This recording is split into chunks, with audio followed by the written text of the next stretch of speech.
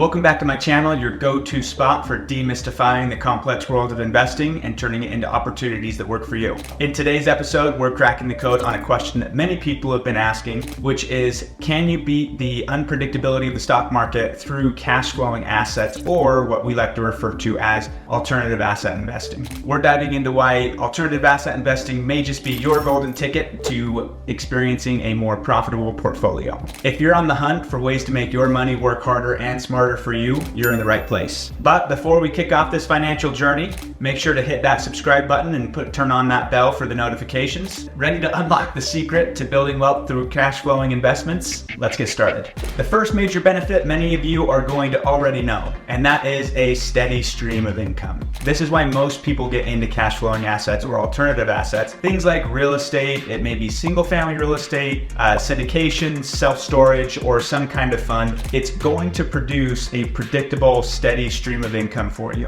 This is a major benefit because it provides stability and predictable income that you can count on throughout the month, years, and generations following.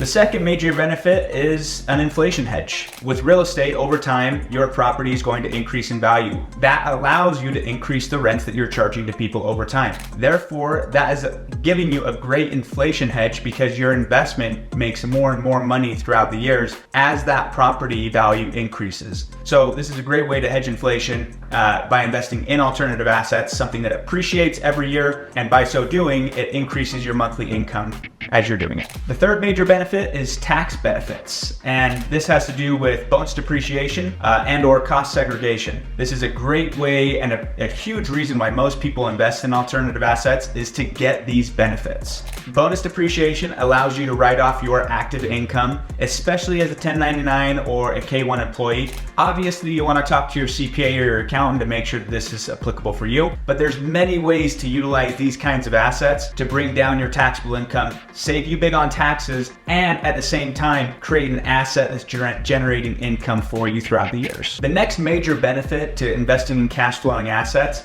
is it gives you control over the investment. This is unlike most traditional kinds of investments or stock market investments because you actually have the ability to vet out what you're investing in, and you have the ability to make changes in that investment. Whether it's a rental property or a business venture, you have the ability to make decisions that can directly affect your returns.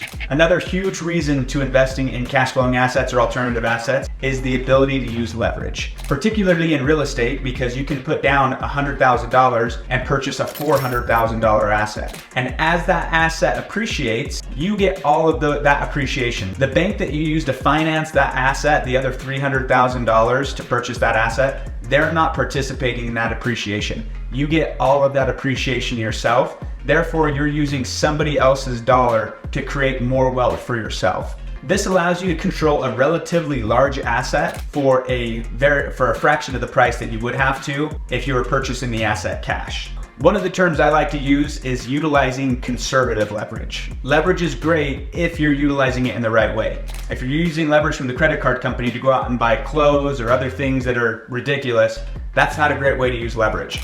If you use leverage in the right way by investing in creating wealth, it can be a very powerful tool. That being said, it's extremely important to make sure that you have reserves set aside for any sort of rainy day situation. Things can change in the market. You may have to come out of pocket more than you were thinking. So it's important to use conservative leverage. And part of that is making sure that you're not over leveraging yourself.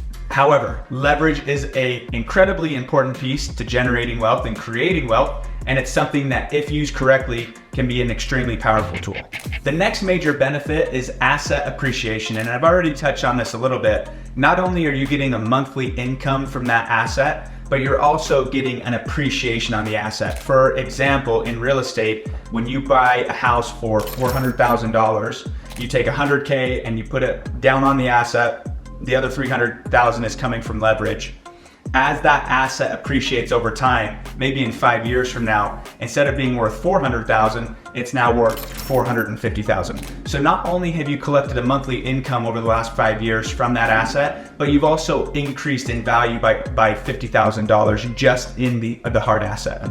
just in the asset. This is a great benefit, offering a double whammy on your investment, the monthly income and the appreciation. The last major benefit is diversification. Many of you know this, many of you have heard of this. It's important to diversify in your portfolio, not just with traditional assets, but also with alternative assets. So make sure you vet out great operators, or you vet out the investment that you're going to be placing capital with. Make sure that it's a solid investment. Do everything you can, all of your due diligence that you can on the forefront to make sure you're making a wise investment choice. The likelihood of those assets performing well is very high. And you're also investing in tangible assets that can weather stock market storms. There you have it. That's 7 compelling reasons why you should consider investing in alternative assets and why that can be a superior way to creating wealth. Remember, every investment comes with its own risks. Make sure you do your own due diligence. Make sure you vet the operators that you're going to be utilizing. You vet the investment. Consult with a financial advisor if you need to. I hope you found this video helpful. If you did, please give it a thumbs up. Make sure to leave some comments in the comment section below. Have you invested in cash flowing assets? And what's your experience been? I want to know all of it. So please leave it in the comments. Let's get the conversation going. And until then, happy investing.